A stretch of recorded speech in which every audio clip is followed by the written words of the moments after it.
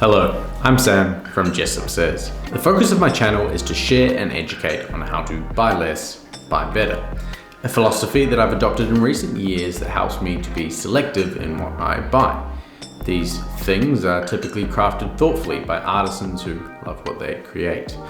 These things often take a higher initial investment, but if chosen correctly, can be replaced and maintained forever. Hence, buy less, buy better.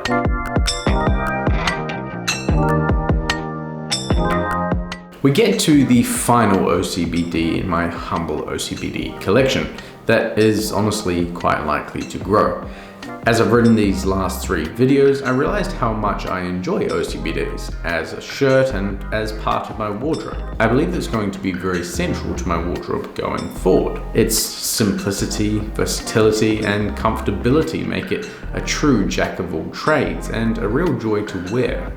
It has led me to want to explore more. I'm thinking Kamakura out of Japan, things like Drake's, and I'm going to look for some vintage Brooks Brothers that I keep hearing so much about. If anyone has any ideas of cool OCBDs that they know about or that they're curious, let me know so that I can buy them and compare them to my growing list of OCBDs. This week we are looking at my favorite OCBD to date, the SH01 Oxford cloth button down by my favorite local brand, Informale.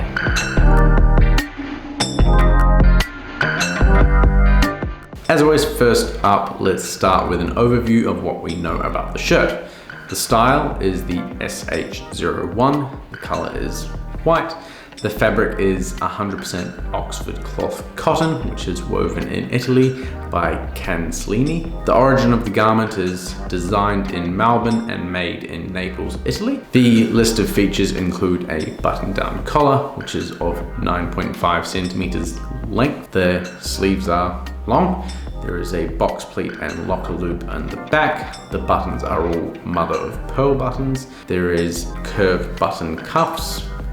The pattern itself is hand cut, and the armholes, buttonholes, bar tacks, and buttons are all sewn and attached by hand. The fit is shaped yet relaxed. Check the size guide if you're intending to wear a loose fit or as an overshirt. The price of the shirt is 350 Australian dollars. Now, you just look at the level of detail you get from the website alone. I complained about both the Uniqlo and Rubato websites and how vague the details about the garment were. It may seem a small thing, but when you're considering spending your hard-earned money on a nice shirt, you want to know everything you can know about it. I want to know things like where it's made, how it's made, and what it's made of. It's not difficult, and I think it's a fairly simple request. It's important that brands provide this level of transparency so that we can make more informed decisions as buyers. Sadly, I guess that's just a dream at this point, so let's stop dreaming and get into the details.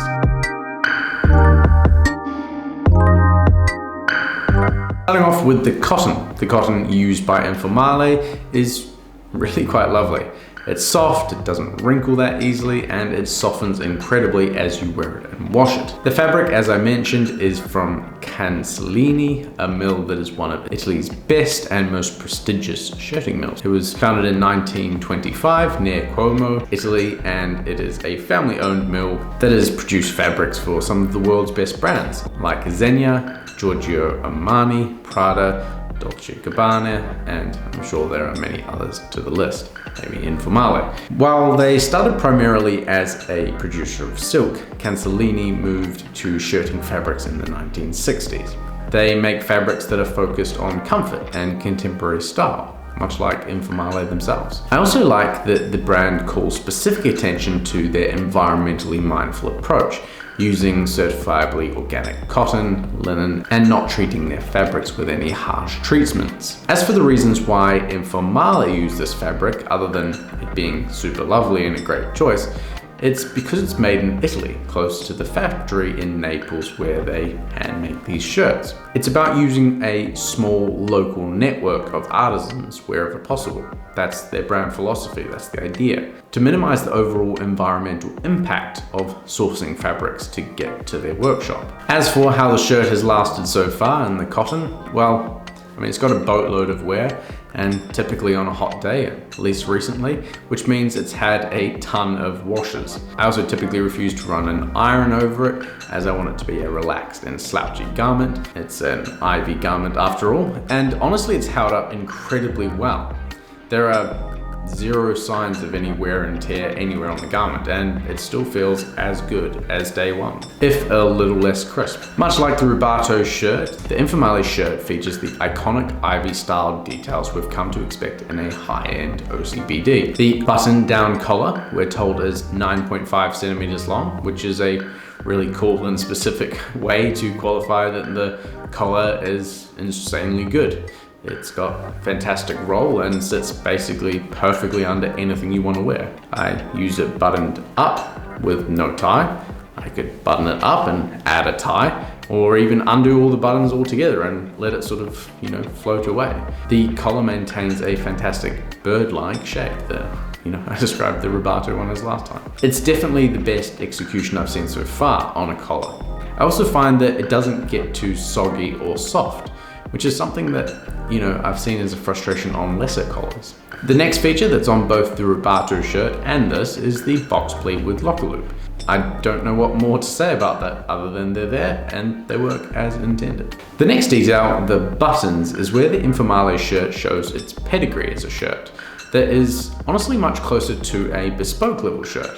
I know from my conversations with Steve Calder, the brand's co-founder and creative director, that the atelier that Informale are working with typically make high-end bespoke shirt, and this is the first place that it shows. Mother of pearl buttons, they're beautifully thin and sewn on using a crow's foot stitch. This crow's foot stitch is a typical thing that you may see out of Savile Row, and definitely out of Naples in Italy. And as far as I can tell, it's basically just a flex that it's sewn by hand and not attached using a machine.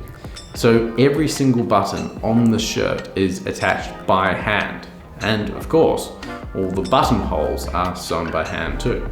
I love that. The next thing that makes the biggest impact for me as to why this is my favorite shirt is that it's hand cut, which means that there are subtle curves down the side of the shirt, being much more flattering on the body than a square cut garment. The same with how it curves from the shoulder down the arm. The chest pocket is done in a style called barchetta, which means small boat in Italian, and it's shaped with a subtle curve as opposed to the typically straight you see. It's done as a nod to the Neapolitan heritage of the shirt. And this is sort of where the symphony crescendos, these beautiful curves that have been carefully cut together that are hand sewn beautifully to allow three-dimensionality of the shirt to be seen.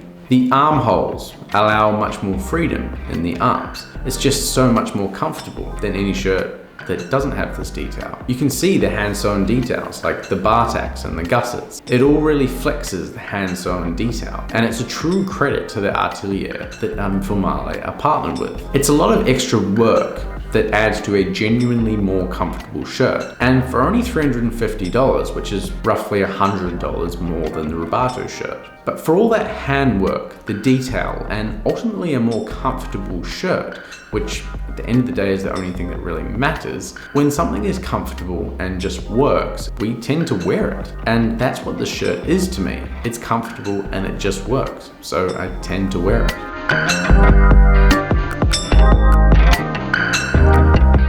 I realized that I have a bias. I know the co-founders, Steve and Jordana, very well, and I've been working in the shop part-time over the last few months, which has been fantastic, I must say. It's been so good to be in the menswear community. But I want to try and remain as unbiased as possible, or at least clearly describe why I have a bias so that you can make your own judgment.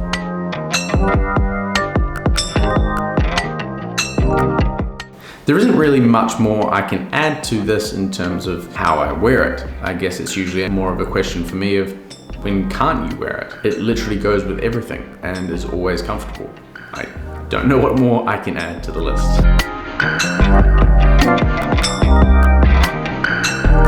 At this point in my OCBD obsession, this is by far the highest quality and most comfortable one that I own.